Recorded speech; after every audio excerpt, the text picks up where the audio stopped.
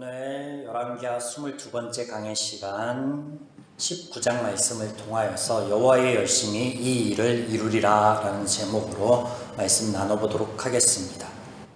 성경은 신앙의 모델이 아닌 하나님을 소개하고 있습니다. 믿음의 기도, 신실한 왕으로 우리에게 알려진 히스기야 왕에 대하여 지난주에 이어서 계속 살펴보고 있는데 우리는 이 가운데 인물에 대한 재평가를 하게 될 것입니다. 사실 평할 것도 없습니다. 하나님의 말씀처럼 그저 그리스도의 죄 문제를 해결하여 주시기 전까지는요, 모든 사람들이 죄인으로서 동일한 죄의 모습만을 보일 뿐이기 때문입니다. 이렇게 한번 생각해 보면 좀 쉬울 것 같아요. 모두가 백인인 공동체, 이 지역사회 안에서 어느 날 흑인 아이가 한 명 태어납니다. 그러면 우리는 쉽게 이 상황을 유추해 볼 텐데, 부모 중에 한 명이 흑인 혹은 두 명이 흑인일 것이다 라고, 그리고 또 그들은 전에 어떤 외부에서부터 들어온 사람들이었을 것이다 라고 쉽게 유추를 할 수 있습니다. 제가 인종 문제에 대해 말씀드리는 건 아님을 아시겠죠. 죄인 중에 의인이 태어날 확률이 없다라는 말씀을 드리는 겁니다. 외부적 요인, 하나님께서 이 땅에 인간의 모습으로 오셔서 죄 문제를 해결해 주시기 전까지는 무슨 일이 있어도 이런 일은 불가능하다라는 거예요. 만약 그렇게 보이는, 비춰지는 이가 성경에 등장한다라고 한다면 그 역시도 외부적인 요인, 하나님의 일하심의 결과라는 사실을 늘 잊지 말아 주시기 바랍니다. 우리가 지금까지 사무엘서에서부터 열왕기서까지 왕들의 이야기를 살펴보고 있는데요, 이전까지 없던 신실한 왕 히스기야가 어느 날 갑자기 등장합니다. 나타납니다. 그가 신앙의 영웅입니까? 그래서 오늘 하나님께서 성경을 통해 그의 믿음을 본받으라 라고 말씀하고 계시는 걸까요? 아닙니다. 아니라는 거죠. 우리가 이미 많은 말씀들을 나누어 알고 있는 이 전제, 모든 사람이 죄인이다라는 하나님의 말씀 안에서 비추어 객관적인 상황들을 본문 가운데 오늘 살펴보게 될 것입니다. 열왕기하 19장에 히스기야의 기도문이 등장하죠. 유명한 기도문이 등장합니다. 그러나 우리는 이 기도문을 따로 떼어놓고 보는 것이 아닌 아수르와 유다의 관계 속에서 또 본문의 흐름 안에서 재조명하여 보겠습니다. 이미 지난 장에서 살펴본 것처럼 히스기야는 매사에 하나님을 의지한 왕이 아니었습니다. 그가 왕위에 오른 뒤에 하나님을 의지하여 아수르와의 관계를 끊은 것 또한 아닙니다.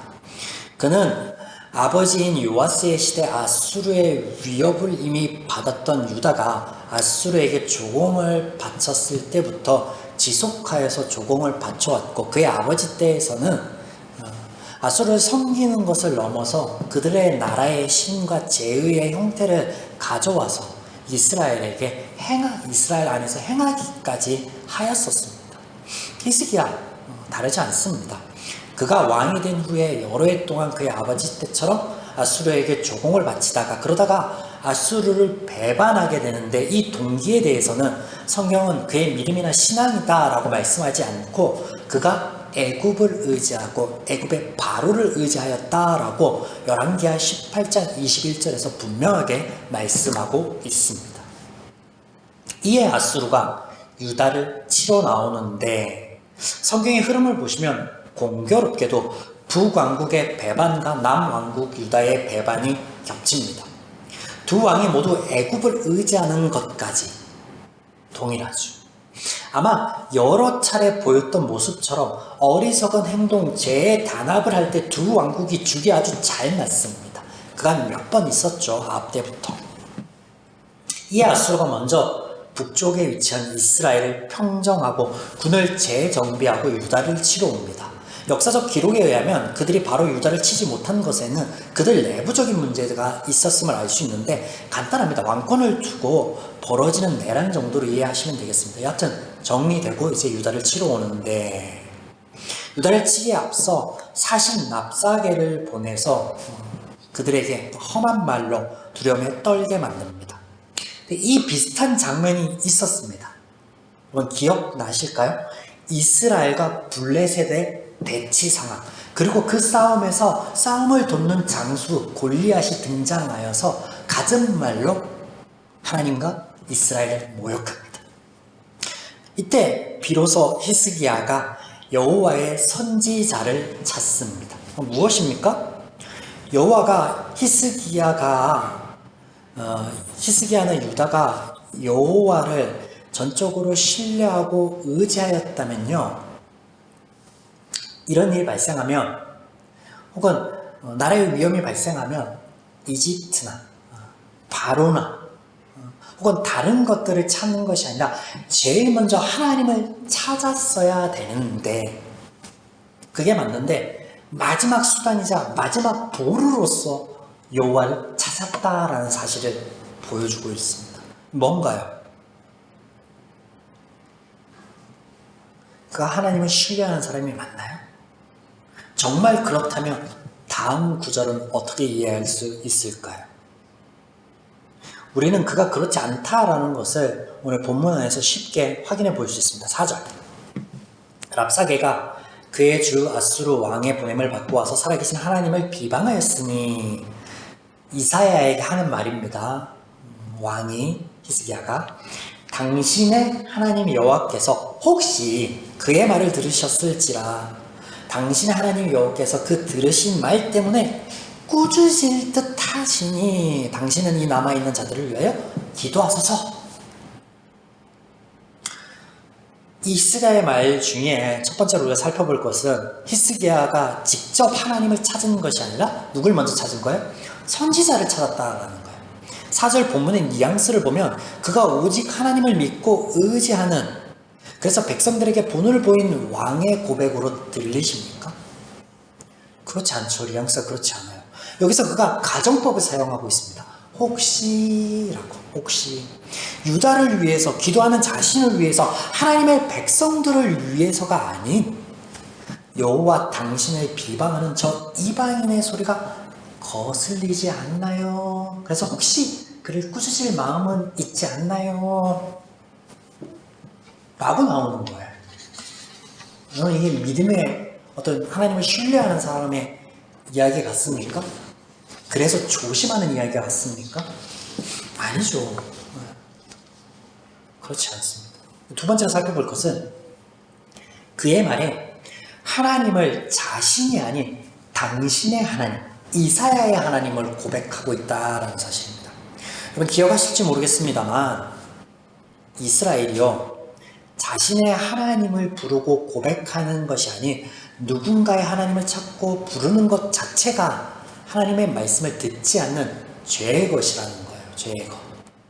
출애굽기에서 모세가 하나님께 하나님의 이름을 묻습니다. 여러 신들은 이름이 있고 그 이름 안에 그의 능력과 권능을 표시하고 있는데 당신은 어떤 능력을 가지고 있는 신이십니까? 라고 물을 때 하나님이 어떤 대답을 하냐면, 내가 너와 함께 할 것이며 내가 너와 함께 역사할 것인데, 그런 나를 보고 모세, 내가 나를 부르는 것이 곧 나의 이름이 될 것이다.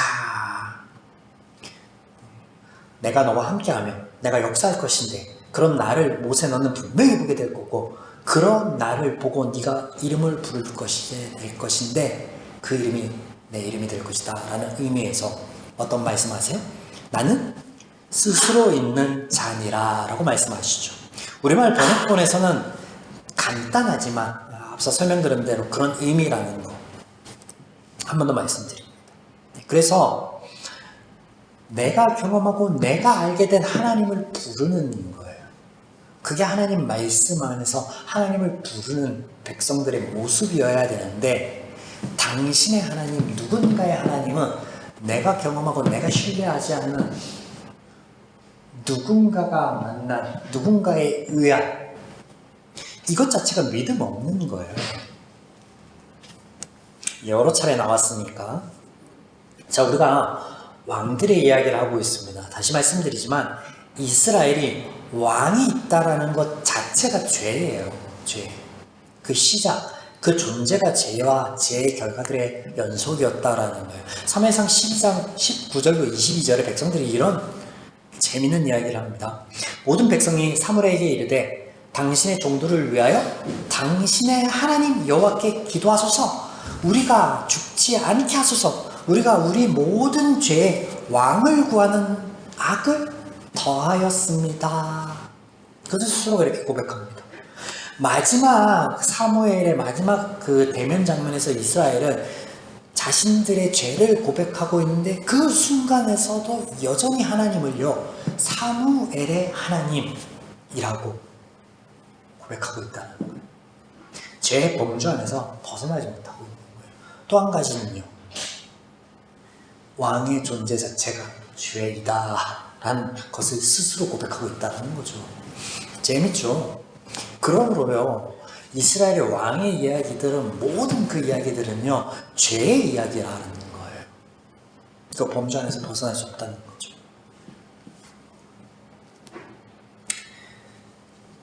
자, 여기서 우리는 하나님은 나의 하나님, 나의 구원자로 고백한 인물이 구약에 전혀 없는가라고 살펴보면 아니라는 거죠. 그러면 목사님께서 하신 말씀하고 맞지 않는데요? 그러면서 대표적인 인물로 들 수 있는 게 다윗. 또 다윗 이야기를 합니다. 시편 23편에 보면 여호와는 나의 목자시니라고 나의 목자, 나의 하나님, 나의 주로 고백하고 있는데요. 앞서 흑인 지역 사회 이야기와 동일합니다. 다윗의 고백, 그 시는 하나님께서 평생에 그의 삶 가운데 동행하시면서 역사하신 결과 성령을 부어주신 성령의 사역의 결과이다라는 거예요. 그가 만들어낸 것이 아니라, 그의 고백이 아니라 하나님에 의한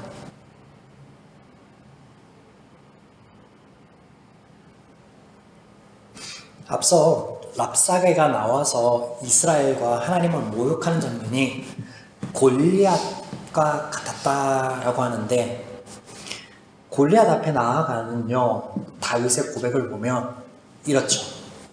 너는 칼과 창과 단창으로 우리에게 나아오느냐? 나는 네가 모욕하는 만군의 여호와 그 살아계신 하나님의 이름으로 너에게 나아간다라는 고백을 합니다, 다윗이.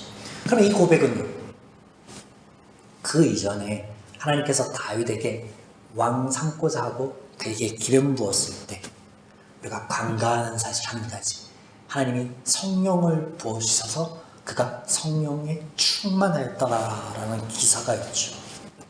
하나님이 그를 통하여 살아계신 하나님에 대하여 계시하고 증거하고 계시는 거예요.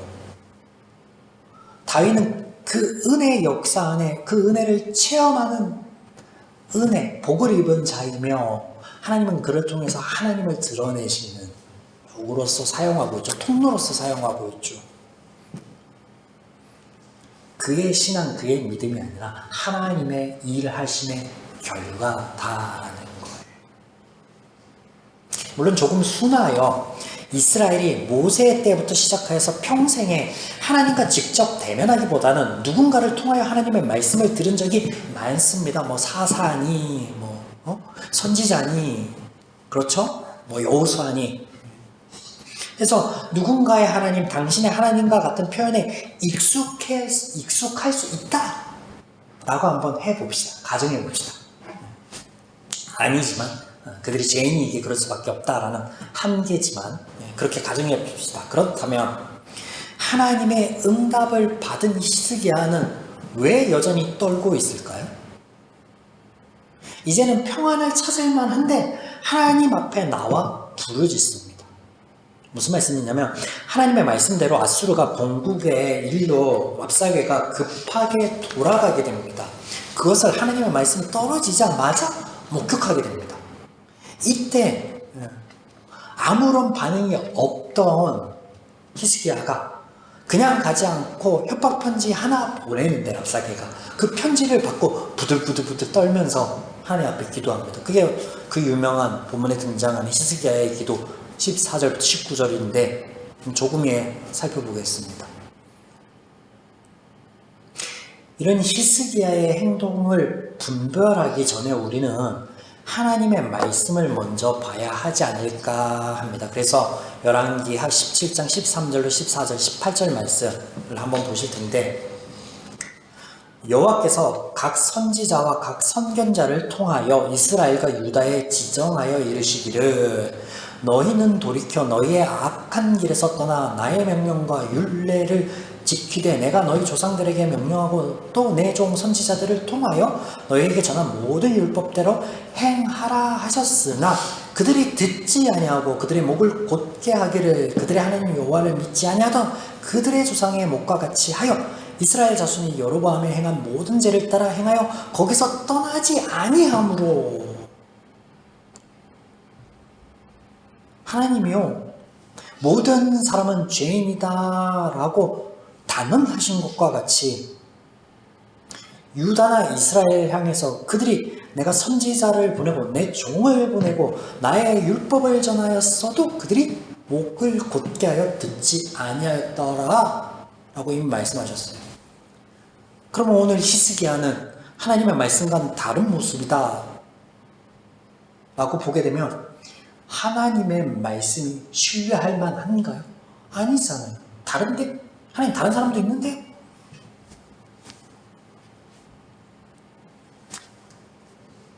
지속적으로 사람을 세우고 보내고 계시를 하였어도 이스라엘은 듣지 않았다라고 하나님께서는 확언하십니다.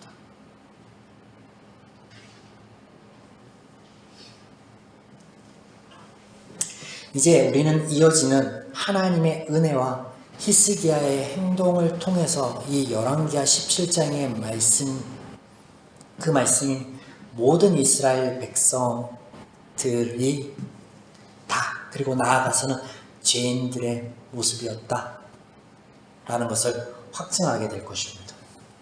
히스기야가 지푸라기라도 잡는 심정으로 혹시 하고 이사야를 통해 하나님께 나아올 때 하나님께서는 그의 어떤 것도 보지 않고 응답해 주십니다. 언제나처럼 은혜이죠.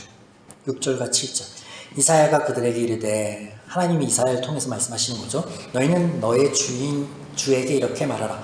여호와의 말씀이 너는 아수르의 왕의 신복에게 들은 바 나를 모욕하는 말 때문에 두려워하지 말라. 내가 한 영을 그의 속에 두어 그로 소문을 듣고 그의 본국으로 돌아가게 하고 또 그의 본국에서 그에게 칼에 죽게 하리라 하셨더라.